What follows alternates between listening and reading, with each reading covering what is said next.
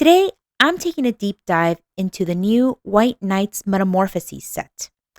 I break down these paints by behavior, usefulness, and how they perform in a mini painting, not just on the swatch card. I'm going to go through this set series by series, and we'll start with Broom.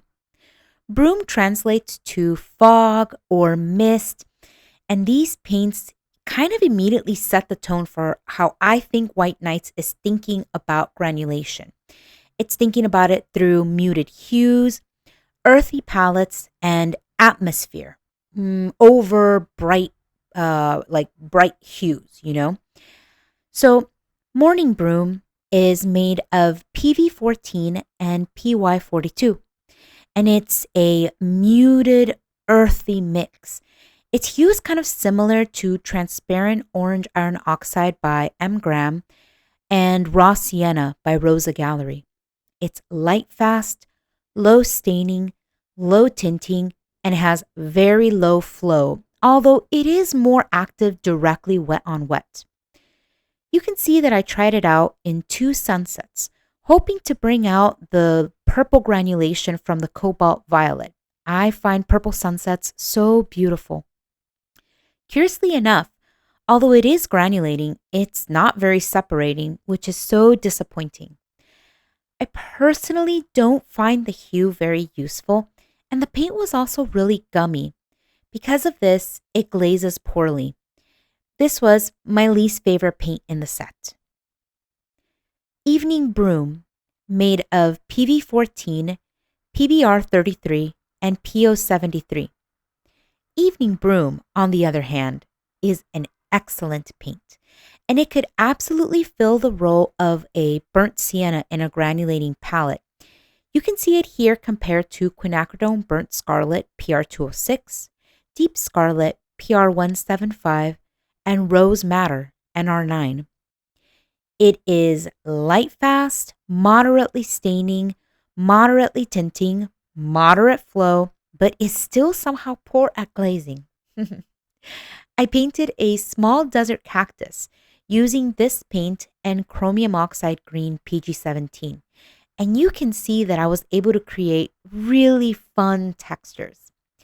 If you like Quinacridone Burnt Scarlet or Rose Madder, but you want a version that granulates and separates really nicely, this one is a standout.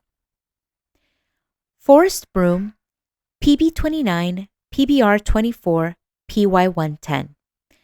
This paint is a natural moody green paint. It's similar to Bohemian Green Earth by Core, or really any olive green. It's also similar to Aquarius Green by Roman Small. It is moderately staining, light fast, highly tinting, with low flow, and is also pretty poor at glazing.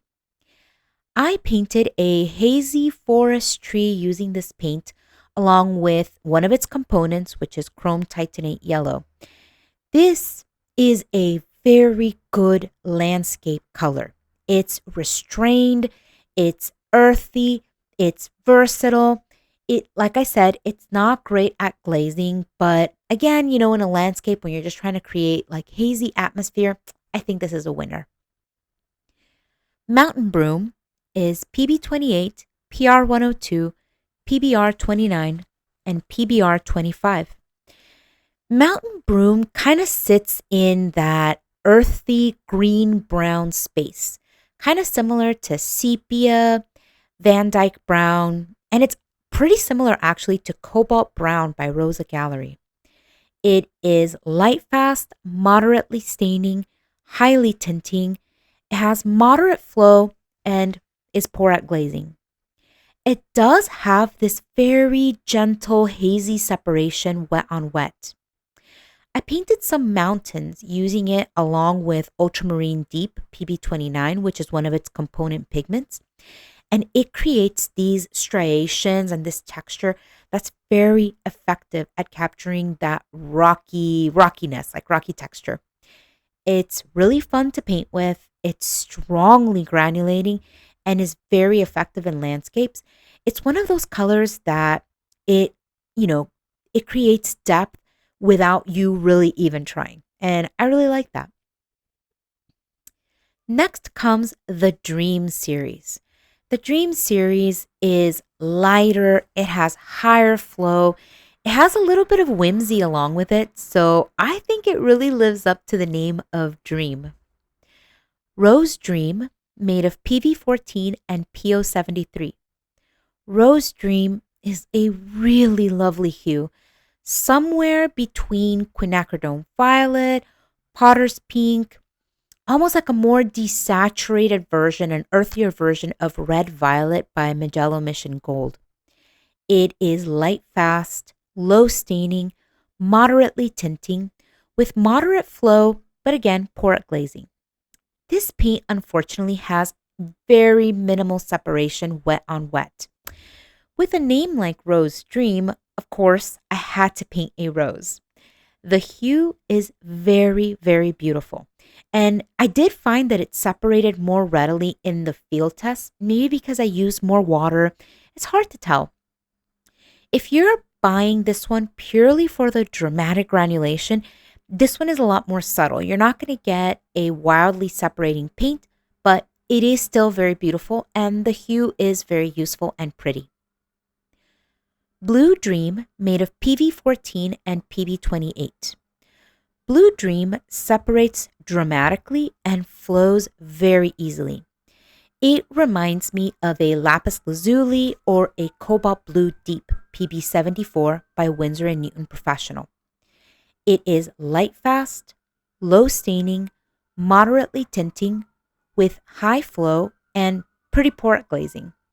The blue and violet components reminded me of the colors of a nebula or colors in space, so I used the salt technique in my mini painting to achieve some nice feathering that brought about the separation easily. Personally, I prefer my warm blues to be higher tinting so I can achieve dark neutral mixes more easily. So this one isn't really going to be a staple for me, but visually it is very lovely and very expressive for special effects. Maybe a type of paint that you might keep, for special occasions in your palette.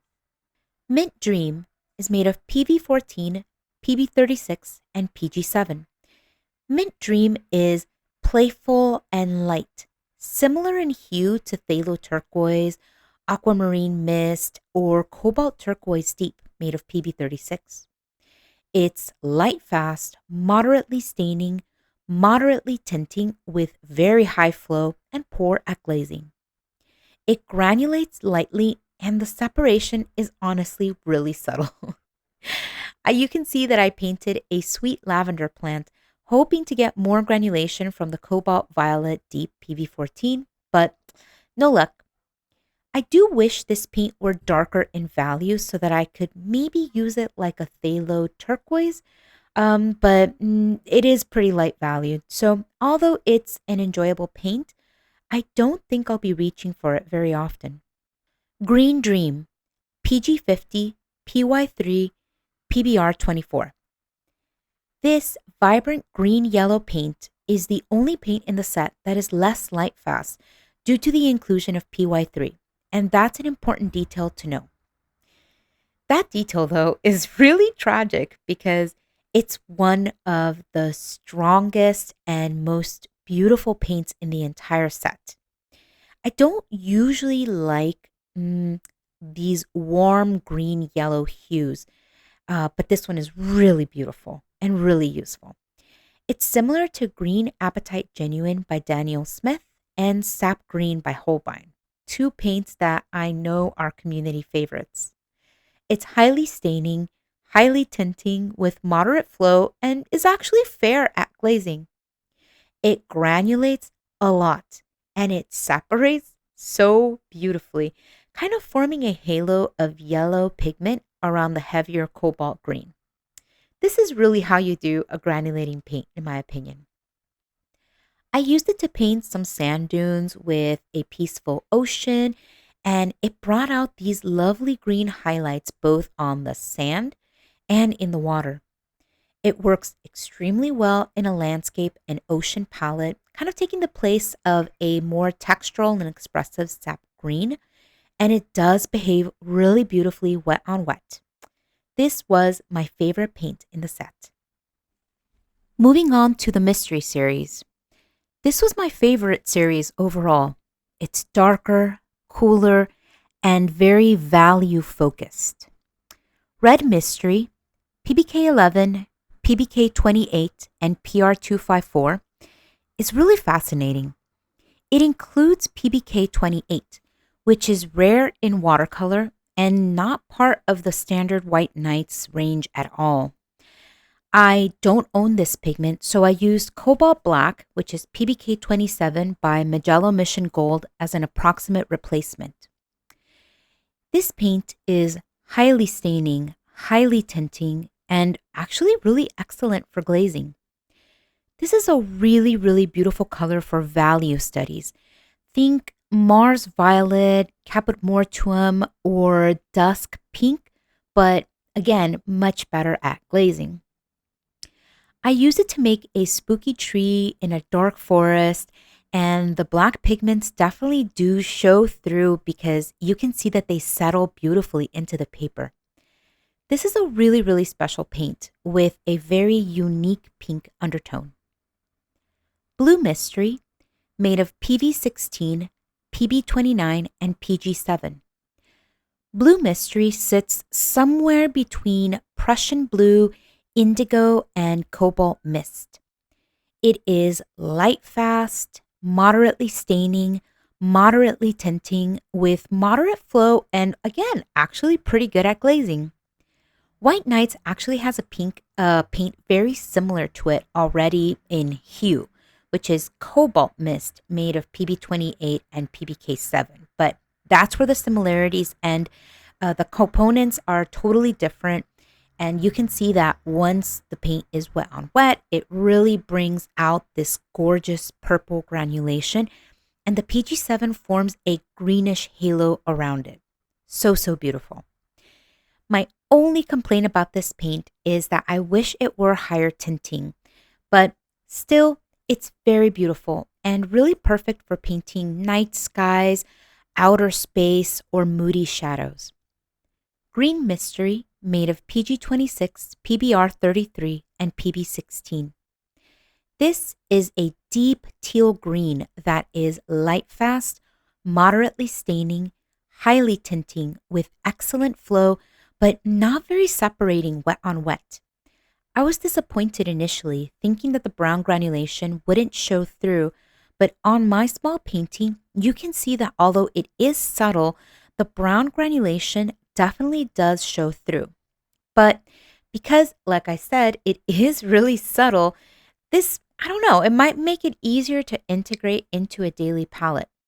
It behaves more predictably than other very highly separating paints in the set, while still being very rich and expressive. And finally, Black Mystery, PB29, PBK11, and PBR25. I really love this paint. It is a beautifully separating dark neutral, somewhere around Van Dyke Brown, sepia, burnt umber, and cobalt brown area. It's light fast, moderately staining, highly tinting with excellent flow, and again, pretty good at glazing. The separation is so lovely, wet on wet, and is absolutely perfect for dark forest scenes like the one in my painting. As far as my final thoughts, not every color is a winner, as you can see, but several of them are genuinely special, unique, and excellent, especially in the Broom and the Mystery series. Overall, I do recommend these paints. If you enjoy this kind of deep, pigment-focused review, consider subscribing for more watercolor science. And let me know in the comments, which of these would you actually put in your palette? Thank you so much for joining me at Watercolor Scientist, where we ask weird questions, we test our hypotheses, and we share our results with the world.